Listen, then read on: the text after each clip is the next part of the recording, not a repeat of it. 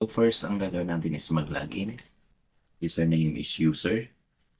Password is 2026. So, una natin gagawin is piliin natin yung school natin.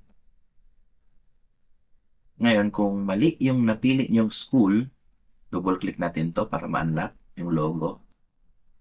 Then, piliin natin ulit kung ano yung tama natin na school. Next, click yung OK. So, 2026 pa lang tayo. Then, we have the dummy school. So, ito, nandito yung mga sample ng school. So, nandito yung mga sample transactions natin. Sample, etong rental, paano maglagay nung mga transaction natin na may rental. Ito kung food transactions. Ito naman kung may repair. Kung paano ilagay yung mga item natin. So, ito, may semi-expandable. So, hanggang IAR na yan, tsaka RIS. So, may sample na yan dyan. So, kung nahirapan kayo, hindi nyo masundan, mayroon naman tayong mga user guide. Okay?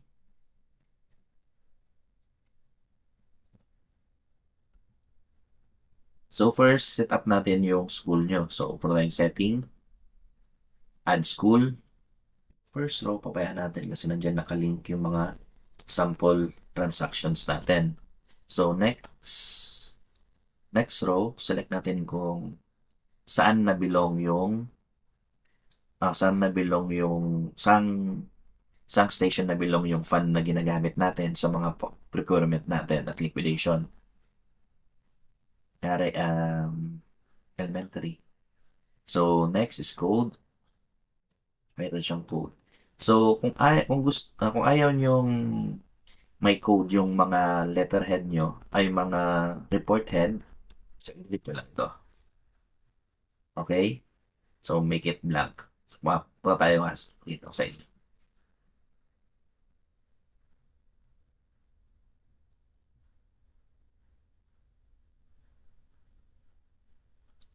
So, kung ayaw yung merong ganito, yung mga heading ng mga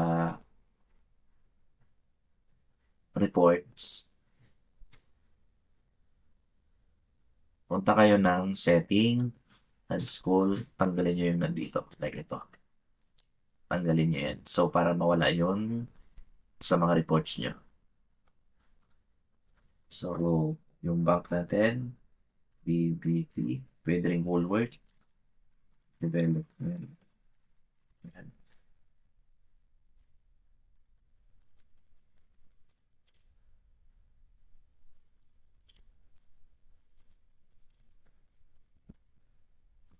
Then, bank account. Then, sino yung school head. So, yun. Then, so, maglalagay na tayo ng fund. So, wala pa. So, add tayo. So, for example, elementary tayo, di ba? So, piliin natin yung MOL.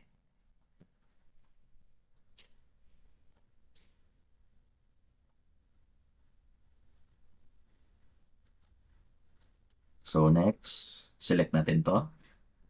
Then, maglagay tayo ng class advance. For example, meron tayong balance forwarded. So, for example, next month is August. So, lagay tayo na, yung ending balance natin o yung forwarded balance natin will be our beginning balance for the month of August. So, 8-1.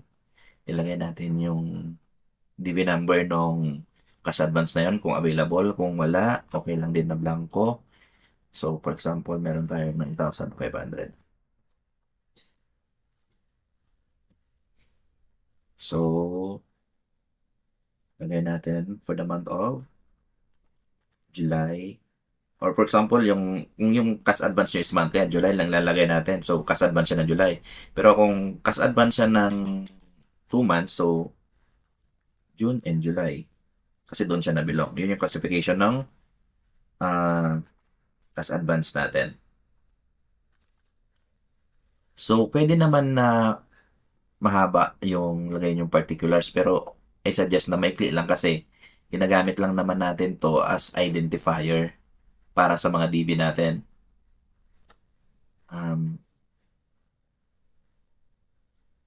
Diyan. So, maliit lang kasi yung space natin. So, kaya mas maikli, mas madali natin makita. Kasi pag mahaba yan, yung mga kasunod na details na rin naman natin makikita. So, useless lang.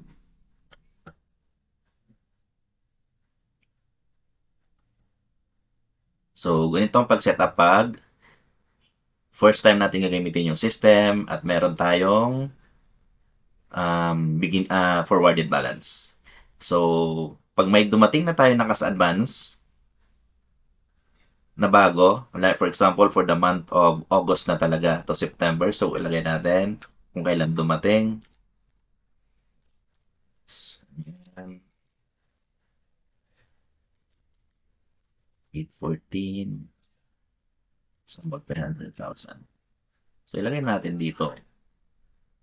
August to September 2026. Kahit nakawala ng year kasi yung na-open naman natin is for 2026 lang talaga. Pag magkaroon tayo ng 2027, separate din naman na yon. So, okay lang na ganyan. Para sa DV natin, yun lang lalabas. MOEL, June, July, 9.5, 300,000. Okay? So, ganun yung pag-setup natin ng beginning balance.